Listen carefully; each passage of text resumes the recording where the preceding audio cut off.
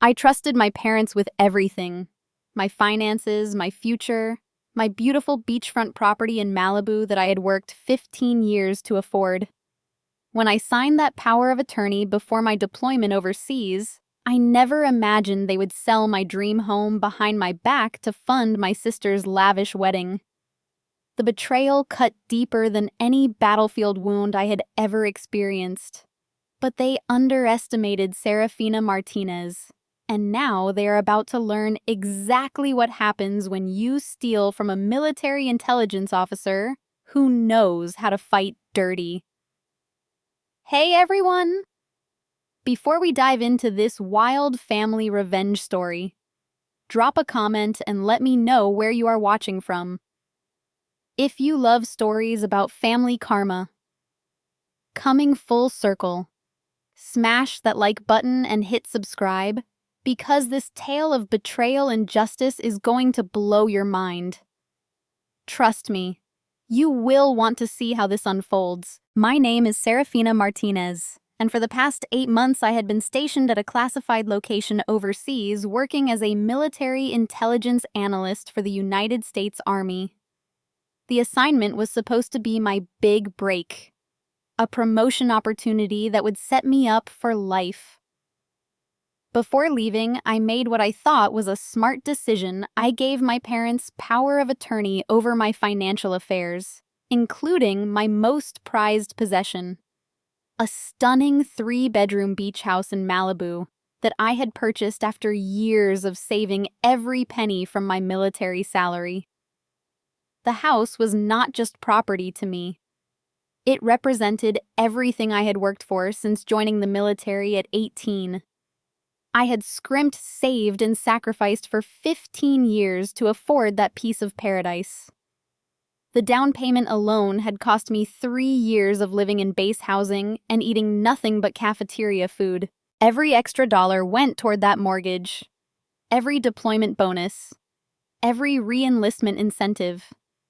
That house was my sanctuary, my retirement plan, and my proof that a girl from a working-class family in Phoenix could make something of herself. My parents, Robert and Linda Martinez, had always been supportive of my military career, or so I thought. They seemed proud when I bought the house, visiting occasionally and marveling at the ocean views. My younger sister Bianca had always been the family favorite. The artistic one, the social butterfly, the one who could do no wrong in our parents' eyes. While I was overseas serving my country, Bianca was planning her dream wedding to her fiancé Marcus, a struggling actor who had never held a steady job. The first sign something was wrong came through a casual text message from my neighbor, Mrs. Thompson, an elderly woman who lived next door to my beach house. She had my contact information for emergencies, and I had asked her to keep an eye on the property while I was deployed. Her message was simple but devastating. Serafina, dear, I saw the moving trucks at your house yesterday. I hope your deployment is going well and that you got a good price for the property. My blood ran cold. Moving trucks, I immediately tried calling my parents, but the time difference made it impossible to reach them. When I finally got through to my mother the next day, her voice was strained and defensive. Serafina, sweetheart, we can explain everything, she began nervously. You see, Bianca found the most perfect venue for her wedding, but they needed the full payment up front. It was a once-in-a-lifetime opportunity at the Ritz-Carlton Beverly Hills, and we just could not let her miss out on her dream day. What does that have to do with moving trucks at my house? I demanded, though I already feared the answer. Well, we used the power of attorney to sell the house. My father's voice joined the call. We knew you would understand once you heard about the wedding venue. The house sold for $850,000, which was enough to cover the wedding costs and still leave you with some money left over. The world seemed to tilt on its axis. You sold my house. My house that I spent 15 years paying for. Without even asking me. Now, Serafina, do not be dramatic, my mother chided. Family comes first, and Bianca only gets married once. You can always buy another house later. Besides, you are deployed and not even using it right now. How much did this wedding cost? I asked through gritted teeth. Well, the venue was $300,000, but then there were the flowers, the catering, the dress, the photographer. My father trailed off. All in all, about $600,000. $600,000! I nearly shouted into the phone. For one day? And what about the remaining $250,000 from my house? Oh well, we thought it would be nice to give Bianca and Marcus a little nest egg to start their married life, my mother said casually. You know how hard it is for young couples these days. I hung up the phone and sat in stunned silence in my small quarters on base. My family had not just sold my house, they had stolen my entire life savings and given it to my sister for a single day of celebration. The betrayal was so complete, so devastating that I actually felt physically sick. But as the initial shock wore off, it was replaced by something much more dangerous, cold, calculating fury. I was not just any victim. I was a military intelligence officer trained in investigation surveillance and strategic planning. If my family wanted to play dirty, they had picked the wrong person to mess with. I immediately began gathering documentation, every email, every financial record, every piece of evidence that proved the house was mine, and that my parents had exceeded their authority under the power of attorney. The document they had signed clearly stated it was for emergency purposes only, and required my written consent for any major financial decisions. Selling my house definitely qualified as a major financial decision. I also started making phone calls. My first call was to my bank, where I discovered that not only had they sold the house, but they had also emptied my savings account of an additional $50,000 that I had been saving for a new car when I returned from deployment. My parents had taken everything. My second call was to a military legal assistance attorney who confirmed what I already suspected. My parents had committed several crimes, including theft, fraud, and abuse of power of attorney. The attorney was particularly interested when I mentioned that they had forged my signature on several documents related to the house sale. As I dug deeper into the situation, I discovered that my parents had been planning this for months. They had researched the real estate market, contacted agents, and had been showing the house to potential buyers while telling me via email that they were just keeping an eye on things. Every casual question they had asked about my deployment timeline now seemed sinister in hindsight. The wedding was scheduled for 3 weeks away, and I realized that my family was counting on the fact that I was deployed and could not do anything to stop them. They had no idea that military personnel have access to communication legal resources and a network of people who take theft very seriously. That night, I made a decision that would change everything. I was going to take emergency leave, return to the United States, and make sure my family faced the consequences of their actions. But I was not just going to demand my money back.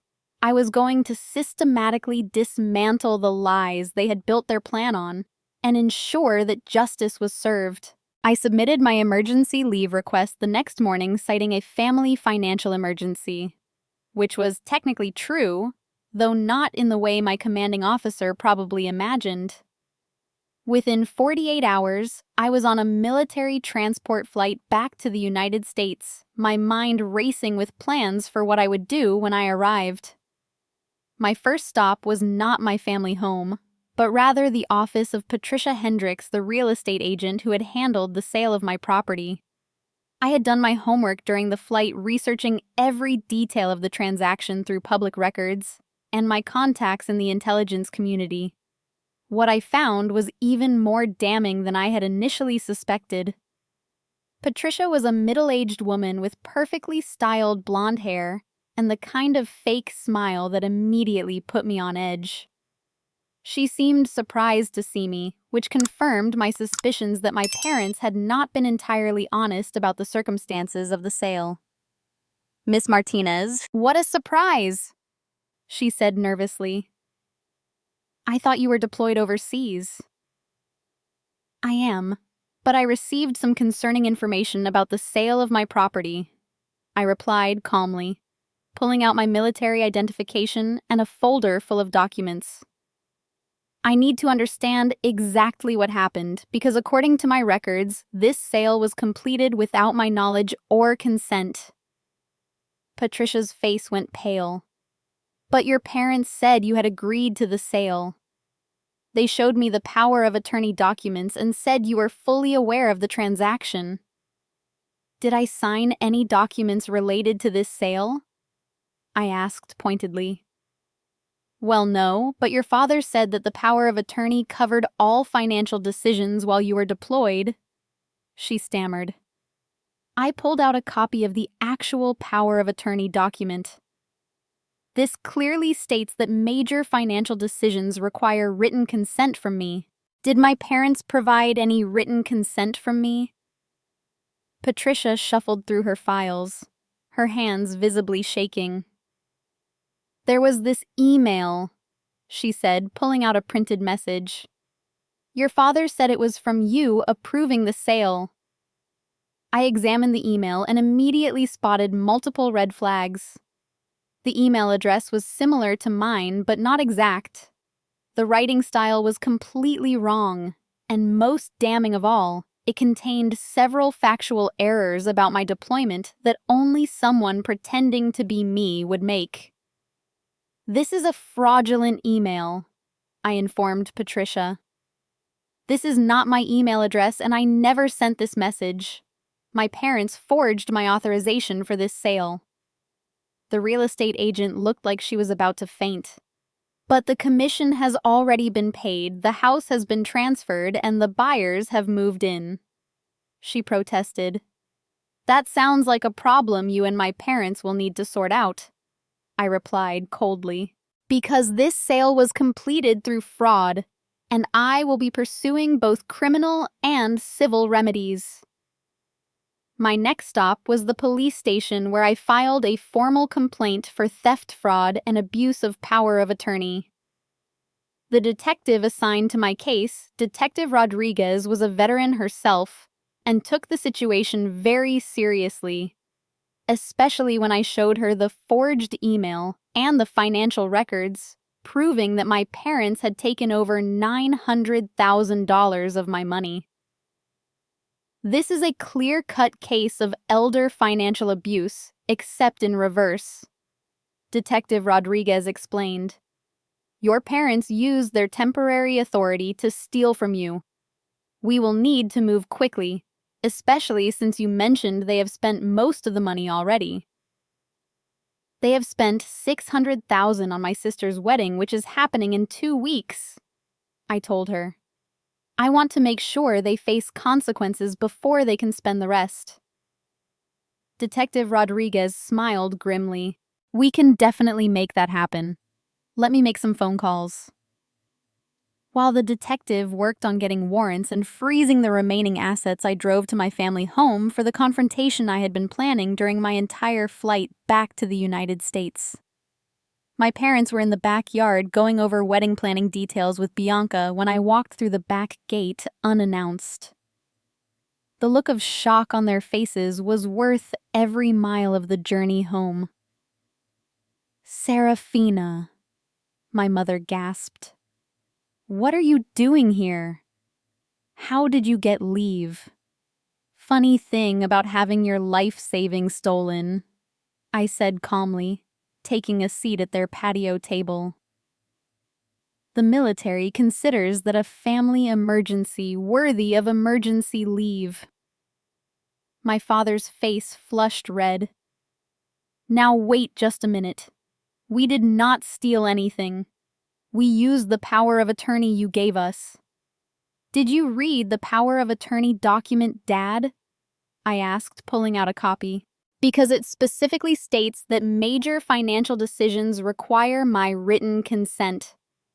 Selling my house definitely qualifies as a major financial decision. Bianca looked confused. What is going on? Why are you being so dramatic about this? It is just a house, and my wedding is the most important thing happening right now. Just a house. I turned to my sister, feeling my carefully controlled anger starting to boil over. That house represented 15 years of my life. Every deployment, every sacrifice, every dollar I saved instead of buying myself nice things. And you think your one day of playing dress-up is worth more than my entire future? Family is supposed to support each other, my mother said defensively. We knew you would understand once you saw how beautiful the wedding was going to be. Family does not forge emails and steal hundreds of thousands of dollars, I replied. Which is exactly what you did. I have been to see the real estate agent, and I have copies of the fraudulent email you sent pretending to be me. The color drained from my father's face. How did you... We were very careful. You were careful, but not careful enough to fool someone trained in intelligence analysis, I said. You used the wrong email address, the wrong writing style, and you included information about my deployment that I never would have shared. It took me about 5 minutes to prove it was fake. What does this mean for my wedding? Bianca asked finally, seeming to grasp the severity of the situation. It means your dream wedding was paid for with stolen money, I replied. And depending on how cooperative everyone is about returning what was taken from me, it might mean a lot more than just canceling some vendors. My phone buzzed with a text from Detective Rodriguez. Warrants approved. Moving to freeze all related accounts. Are you ready for us to make arrests? I looked at my family. My parents, who had betrayed my trust so completely, and my sister, who seemed more concerned about her party than the fact that it was funded through theft. These people had proven they cared more about appearances and one day of celebration than they did about my future or well-being. You have exactly 24 hours to come up with a plan to return every penny you stole from me, I told them, standing up from the table. Otherwise, tomorrow morning, the police will be here with arrest warrants, and your wedding planning will be the least of your concerns. The 24-hour ultimatum I had given my family was not just a threat. It was a strategic move designed to see exactly how far they were willing to go to avoid taking responsibility for their actions. I spent that night in a hotel room fielding increasingly panicked phone calls from my parents and sister, each trying a different approach to convince me to let them keep my money. My mother tried guilt. Serafina, we are family. How can you threaten to send your own parents to jail over money? What will the neighbors think? My father tried logic. Be reasonable, sweetheart. The money is already spent. We cannot just cancel everything now.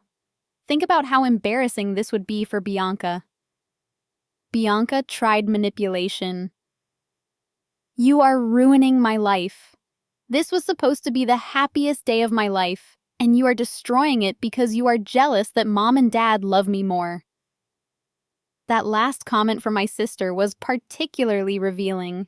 It confirmed what I had suspected for years, that my parents had always favored her, and that this theft was just the most extreme example of their willingness to sacrifice my well-being for her happiness. None of their approaches worked because I was not operating on emotion anymore.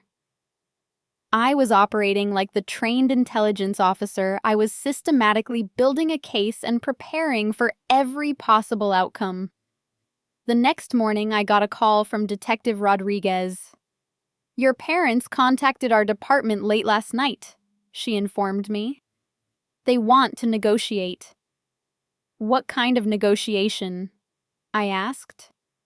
They are claiming this was all a misunderstanding and offering to pay you back in installments over the next 5 years, she explained. They seem to think we will just drop the criminal charges if they agree to a payment plan. I laughed bitterly. 5 years. They stole nearly $1 million from me, and they want 5 years to pay it back. What do they think this is a friendly loan between family members? That is exactly what they are claiming, Detective Rodriguez replied. They insist this was always meant to be temporary, and that they just did not have time to properly explain the situation before acting. Did they happen to mention where they expect to get the money to pay me back? I asked. Because my father is a retired electrician and my mother works part-time at a department store. They do not exactly have high-paying careers. Funny you should ask, the detective said. I did some digging into their finances. It turns out they have been in significant debt for the past 3 years. Credit cards maxed out second mortgage on their house car loans they are behind on. They were essentially broke before they took your money. This revelation added another layer to their betrayal. My parents had not just stolen from me to fund my sister's wedding. They had stolen from me because they were drowning in debt and saw my house as their way out of financial ruin. They had probably been planning this theft for much longer than I had initially suspected. There is more, Detective Rodriguez continued. I contacted the wedding venues and vendors that your sister hired. Most of them have no refund policies, especially this close to the event. Even if your parents wanted to cancel everything and return your money, they probably could not recover more than 20 or 30% of what they spent. So they intentionally spent my money in a way that would make it impossible to return, I concluded. This was not just theft. This was calculated theft designed to ensure I could never get my money back. That is how I see it, she agreed. Are you ready to move forward with the arrests? I paused, not because I was hesitating, but because I wanted to make one more strategic move before the situation escalated to criminal charges. Give me until the end of the day, I requested. I have an idea. My idea involved reaching out to someone I had not spoken to in years. My Uncle David, my father's older brother. David had always been the family success story. A retired federal prosecutor who had never particularly liked my parents and had always seemed to understand that I was the only family member with any real ambition or integrity. I called him that afternoon and explained the entire situation. His reaction was exactly what I had hoped for. Those idiots, he said bluntly. I always knew Robert was financially irresponsible, but this is criminal stupidity. And Linda enabling this, they have really outdone themselves this time. I want them to face consequences, I told him. But I also want to make sure I actually get my money back, not just the satisfaction of seeing them arrested. Smart thinking, David replied. Criminal charges are great for justice, but civil recovery is better for your bank account. What do you need from me? I need someone who understands the legal system to help me navigate both the criminal and civil sides of this, I explained. And honestly, I could use some family support because I feel pretty alone in this fight right now. You have got it, he said without hesitation. I retired from prosecution, but I still have plenty of contacts in both criminal and civil law. Let me make some phone calls. Within hours, David had assembled what he called my justice team. First was Maria Santos, a civil attorney who specialized in financial fraud cases and had a reputation for aggressive asset recovery. Second was James Mitchell, a forensic accountant who could trace every dollar of my money and identify any hidden assets my parents might have. Third was Dr. Patricia Wong, a family therapist who specialized in financial abuse cases and could provide expert testimony about the psychological manipulation involved in my parents' actions.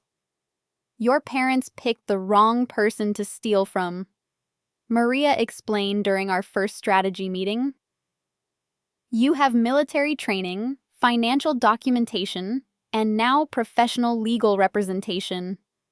Most victims of family financial abuse are elderly or vulnerable people who cannot fight back effectively. You are the opposite of a vulnerable victim. James, the forensic accountant, had particularly interesting findings. Your parents have been living beyond their means for years, he reported.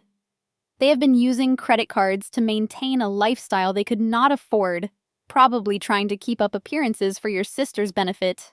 The house sale was not just about funding her wedding. It was about saving themselves from bankruptcy. Dr. Wong's analysis was the most damning of all. This pattern of financial behavior suggests long-term planning and manipulation, she explained. Your parents likely started grooming you to be their financial solution years ago. The power of attorney was not about convenience during your deployment. It was about creating legal access to your assets when they needed them. So this was never about family emergency or helping my sister, I concluded. This was about them using me as their personal bank account. Exactly, Dr. Wong confirmed.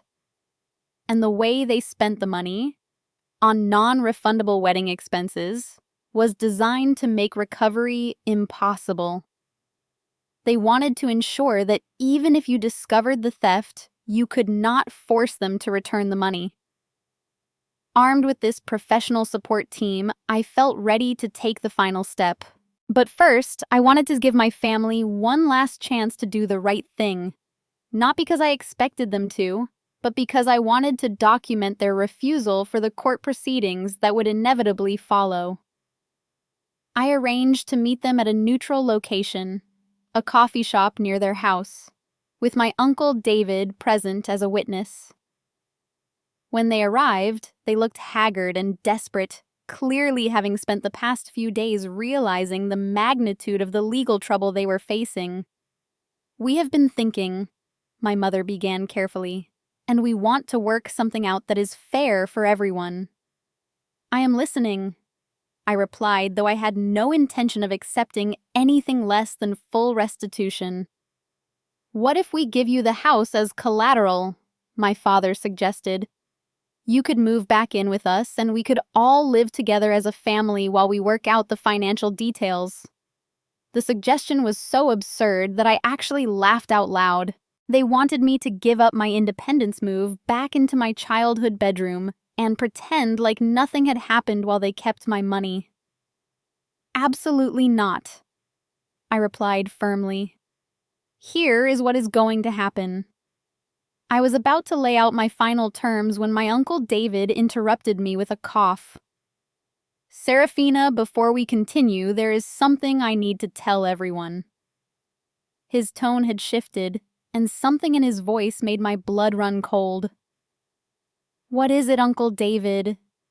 I asked, though I was beginning to suspect this meeting was not going to go the way I had planned. David looked uncomfortable, avoiding my eyes. I have been thinking about this situation all night, and I believe there might be a way to resolve this that works for everyone without involving the criminal justice system. My parents' faces immediately brightened with hope, which was my first warning that something was very wrong. You see, David continued, your parents are right that the money has already been spent. Pursuing criminal charges will not get your money back. It will just destroy the family and leave everyone worse off than before. David, what are you saying? I asked, my voice dangerously quiet. I am saying that maybe you should consider accepting their offer to live in the family home, he replied. You are military, so you are used to living in shared quarters anyway. Your parents could use the help with their financial situation, and you would essentially be getting your house back, just in a different form. The betrayal hit me like a physical blow. My uncle, who I had trusted to help me seek justice, had been turned by my parents. I realized with sick clarity that they must have contacted him before our meeting and convinced him that keeping the family together was more important than holding them accountable for their crimes. Let me understand this correctly, I said slowly, my military training kicking in to help me stay calm in the face of this devastating betrayal. You want me to accept that my parents stole almost $1 million from me, and my compensation should be moving back into my childhood bedroom. Serafina, be reasonable. My mother jumped in eagerly. This way, everyone wins. You have a place to live, we keep our family together, and Bianca gets her dream wedding. And what happens to the $250,000 you gave to Bianca as a nest egg? I asked. My parents exchanged glances before my father answered. Well, they have already used that money to put a down payment on their own house. We could not ask them to give that back. The audacity was breathtaking. They wanted me to accept losing everything while my sister kept $250,000 of my money to start her married life. David, I turned to my uncle. You are a retired prosecutor. You know this is theft. How can you possibly think this is an acceptable resolution? David shifted uncomfortably. Sometimes family harmony is more important than legal technicalities, he mumbled. Your parents made a mistake, but they are good people who just wanted to help their daughter. I realized in that moment that my uncle had not been turned by my parents. He had always been on their side. The phone calls he had made were not to help me build a legal team, but to figure out how to minimize the consequences for my parents while making me feel like I had professional support. Did you actually contact the lawyers and accountant you told me about? I asked him directly. His silence was answer enough. So everything you told me yesterday was a lie, I concluded. There is no Maria Santos, no James Mitchell, no Dr. Wong. You made all of that up to make me think I had professional support while you worked behind the scenes to protect my parents. I was trying to help everyone, David protested weakly. You were trying to help everyone except the actual victim, I replied. Standing up from the table, I looked at all three of them. My parents who had stolen from me and my uncle who had pretended to help while actually working against me. Here is what is actually going to happen, I announced.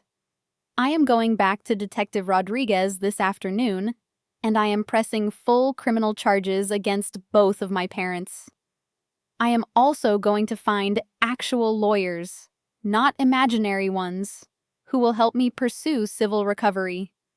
And David, I am going to make sure the State Bar Association knows that a retired prosecutor was helping his family members cover up financial crimes. My mother started crying. Serafina, please, we are family. How can you destroy your own family over money?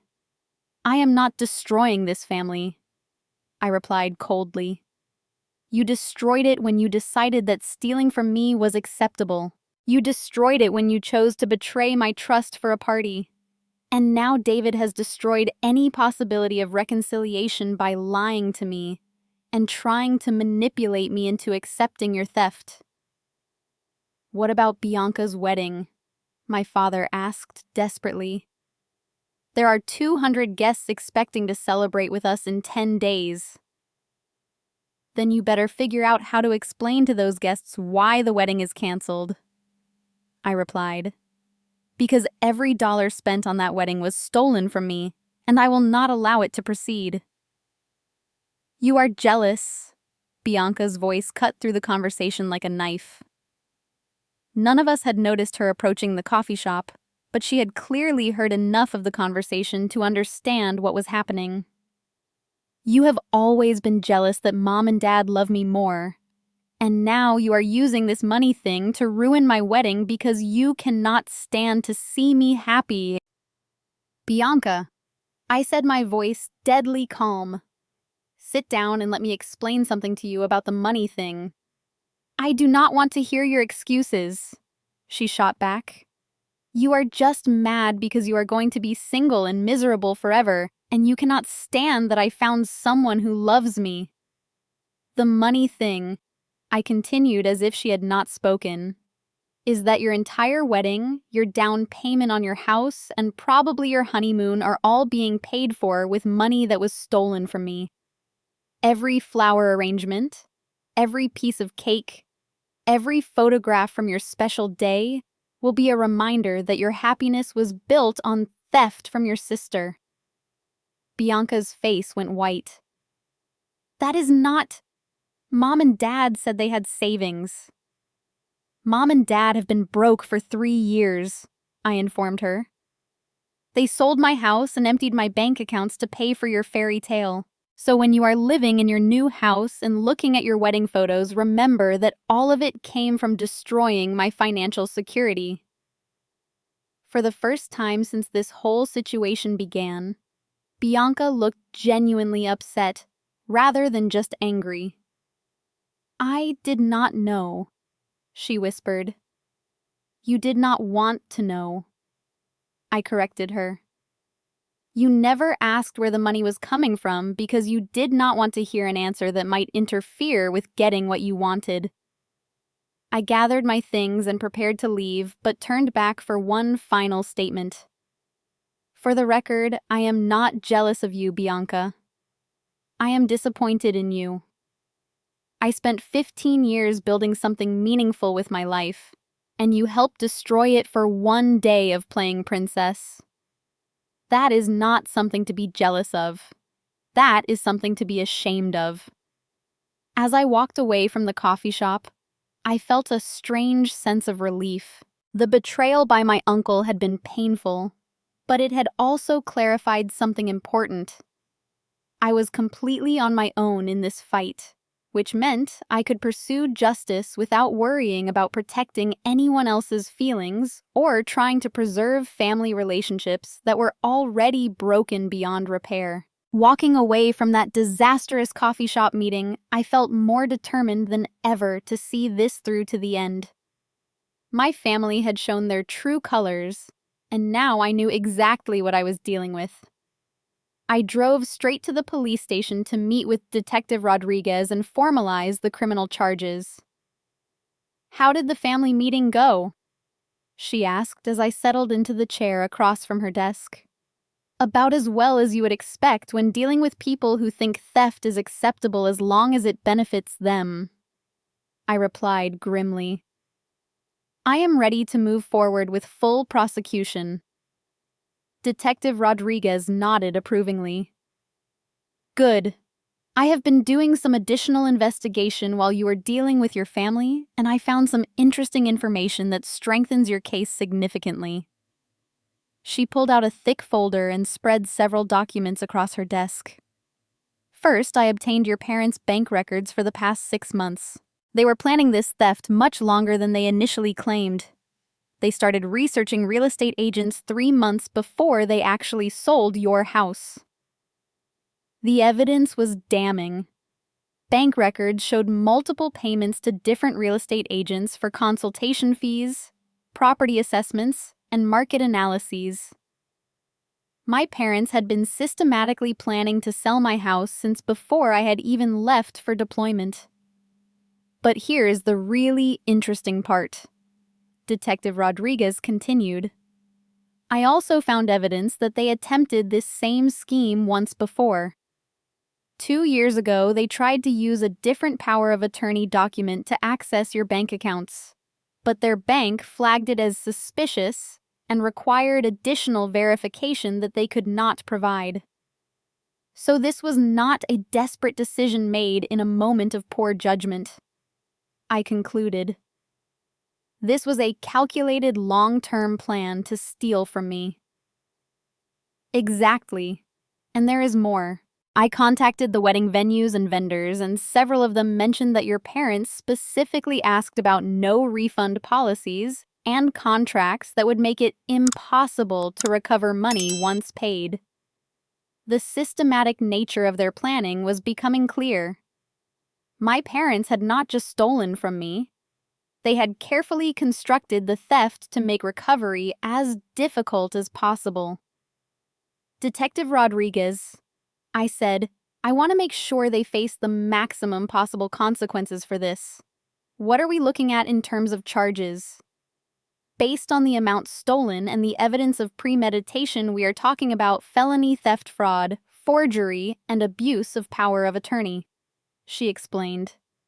Your parents could be looking at serious prison time, especially your father, who appears to have been the primary architect of this scheme. As we were discussing the details of the criminal charges, Detective Rodriguez's phone rang. After a brief conversation, she hung up with a surprised expression. That was interesting, she said. I just received a call from an attorney named Maria Santos. She says she needs to speak with you immediately about your case. My blood ran cold. That is impossible. Maria Santos does not exist. My uncle made her up to manipulate me. Well, someone claiming to be Maria Santos is downstairs asking to speak with you, Detective Rodriguez replied. Should I have her come up? Confused and suspicious, I agreed to the meeting. A few minutes later, a professional-looking Latina woman in her 40s entered the office carrying a briefcase and wearing the kind of confident expression that comes from years of successful legal practice. Miss Martinez, she said, extending her hand. I am Maria Santos, and I specialize in financial fraud recovery. I believe we need to talk. I do not understand, I replied cautiously. Are you actually a real lawyer, or is this some kind of elaborate trick by my family? Maria smiled grimly. I am very real, and I am here because your Uncle David contacted me yesterday. Not to help your parents avoid consequences, but to help you recover your money. You see, David called me because he knew that criminal charges alone would not get your money back. He wanted to make sure you had civil representation as well. But he told me this morning that he thought I should just accept living with my parents, I protested. That was theater, Maria explained. David suspected that your parents might try to manipulate him into taking their side, so he asked me to stay hidden until after your family meeting. He wanted to see exactly how far they would go to avoid taking responsibility, and he recorded the entire coffee shop conversation on his phone. She pulled out her phone and played a recording of the meeting I had just left. Hearing my parents' voices again, trying to convince me to accept their theft, made me angry all over again. David has been working with me behind the scenes to build your civil case, Maria continued. He knew that if your parents thought he was on their side, they would be more likely to reveal information that would help with your recovery efforts. So he was not actually betraying me, I asked, feeling a mixture of relief and confusion. Absolutely not. In fact, he has been gathering evidence for your civil case while maintaining the pretense of helping your parents. He obtained copies of their financial records, recorded several incriminating phone conversations, and identified assets they have been trying to hide. Maria opened her briefcase and pulled out a folder even thicker than Detective Rodriguez's. Your parents have been more successful at hiding assets than the police investigation revealed. David found evidence that they transferred significant amounts of money to accounts belonging to your sister and her fiancé, probably to avoid having those funds seized in criminal proceedings. This revelation added another layer to the betrayal. Not only had my parents stolen from me, but they had also been moving money around to ensure I could not recover it, even if I won in court. How much money are we talking about? I asked. including the house sale, the emptied bank accounts, and the hidden transfers. Your parents stole approximately $940,000 from you, Maria replied. But we have identified assets and hidden funds that should allow for complete recovery plus damages for the emotional distress and financial harm they caused. Detective Rodriguez whistled. That is almost $1 million in theft. Your parents are looking at serious federal charges in addition to the state charges. There is something else, Maria continued. David also discovered that your parents have been claiming you as a dependent on their tax returns for the past 3 years, even though you are an active duty military member with your own income. They have been receiving tax benefits based on fraudulent claims about supporting you financially. So they have been stealing from me and from the government, I concluded. Exactly. And that gives us additional leverage for recovery, because tax fraud is something the IRS takes very seriously. As I absorbed all this new information, I felt a strange mixture of emotions. Relief that my uncle had not actually betrayed me. Anger that my parents' theft was even more extensive than I had realized. But also something that felt almost like satisfaction. My parents had underestimated not just my ability to fight back, but also the network of people who would support me in seeking justice. What happens next? I asked. Maria smiled with the confidence of someone who had handled many cases like this. Next, we destroy them financially and legally. By the time we are finished, your parents will wish they had never heard of power of attorney documents. The next 72 hours moved with the swift efficiency of a well-planned military operation, which was appropriate since I was finally fighting this battle with the support I deserved. Maria Santos proved to be everything my Uncle David had promised. A legal shark who specialized in making financial predators face the full consequences of their actions. The first domino fell when federal agents arrived at my parents' house with a warrant to seize all financial records and electronic devices. My father's face, captured in the local news footage that evening, showed the moment he realized that his carefully constructed theft had collapsed completely. The charges were extensive: felony theft, fraud, forgery, abuse of power of attorney, and federal tax fraud. Combined, they carried a potential sentence of 15 to 20 years in prison.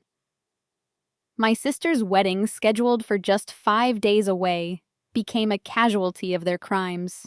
The venue canceled their contract when news of the investigation became public. Vendors demanded immediate payment for services already rendered, and guests began receiving awkward phone calls explaining that the celebration was postponed indefinitely due to family circumstances. But the most satisfying moment came when Maria's asset seizure orders froze every account my parents had touched, including the money they had transferred to Bianca and Marcus. My sister, who had been so concerned about her dream wedding, suddenly found herself unable to access the down payment for the house she thought she had secured with my stolen money. "This is all your fault!" Bianca screamed at me during a phone call 3 days after the arrests. "Marcus and I are going to lose our house deposit because of your vindictiveness." "No," I replied calmly. "You are going to lose your house deposit because it was purchased with money stolen from me. The fact that you are blaming me instead of the people who actually committed the crimes tells me everything I need to know about your character." The criminal trial moved quickly largely because the evidence was overwhelming. Detective Rodriguez and Maria had built such a comprehensive case that my parents' attorney advised them to accept a plea bargain rather than face a jury trial.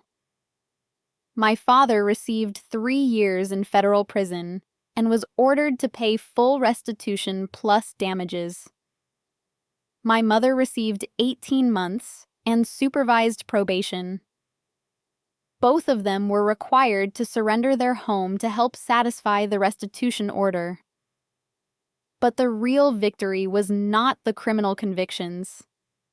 It was watching the facade of respectability they had built their lives around crumble completely. Their friends and neighbors learned the truth about their financial crimes. Their church congregation was informed about the theft from their own daughter.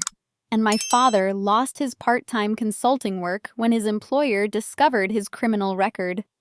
6 months after returning from deployment, I was sitting in my newly purchased home. A beautiful craftsman-style house in a quiet neighborhood about an hour from where I grew up, when I received an unexpected visitor. It was Uncle David carrying a bottle of wine and wearing the kind of smile I had not seen from him since I was a child. "I brought a housewarming gift," he said, settling into my comfortable living room. "And I owe you an apology for the theater I put you through at that coffee shop." "You did what you had to do to get the evidence we needed," I replied. "I understand why you could not tell me the plan in advance. I might have given something away that would have warned them." "Still watching you think I had betrayed you was one of the hardest things I have ever done," David said. "But it was worth it to see the look on their faces when they realized they had been caught in their own lies." Over dinner, David filled me in on the aftermath of the case that I had missed while focusing on rebuilding my life. My parents had been forced to declare bankruptcy.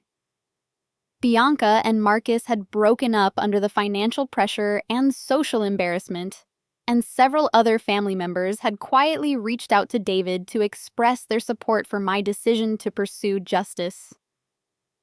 "Your cousin Jennifer wants to reconnect with you," David mentioned. "She said she always admired your independence and was disgusted by what your parents did. Apparently, she has been wanting to distance herself from that side of the family for years." "What about my parents?" I asked. "Have you heard from them since the sentencing?" David's expression darkened. "Your father wrote me a letter from prison asking me to convince you to visit him. He still thinks this is all a misunderstanding that can be worked out through family conversation."